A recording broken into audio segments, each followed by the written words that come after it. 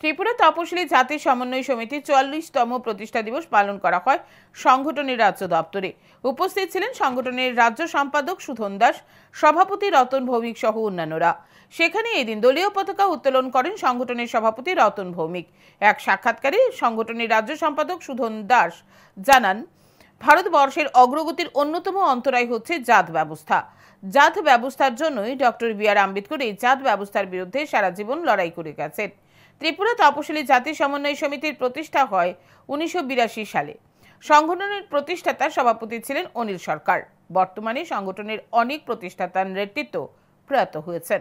ত্রিপুরা তপশিলি জাতি সমন্বয় সমিতির মূল লক্ষ্য হচ্ছে জাতহীন, বর্ণহীন, শোষণহীন একটা সমাজ ব্যবস্থা। 82 সালের 5ই মে এই প্রাক্তন পুরনো এমএলএ হোস্টেলে 2 নং এমএলএ হোস্টেলে এই সংগঠনের প্রতিষ্ঠা হয়। প্রতিষ্ঠাতা সভাপতি কমরেড অনিল সরকার, যার অন্যতম উদ্যোগেই এই সংগঠন প্রতিষ্ঠিত হয়। আজ অনিল সরকার সহ আমাদের অনেক প্রতিষ্ঠাতা নেতৃত্বরা আমাদের মাঝে নেই, তাদের প্রতি গভীর শ্রদ্ধা জ্ঞাপন করছি। আমাদের সংগঠনের মূল লক্ষ্য হচ্ছে জাতহীন, বর্ণহীন, শোষণহীন একটা সমাজ ব্যবস্থা প্রতিষ্ঠিত করতে হবে। এই লড়াই আমরা জারি রেখেছি।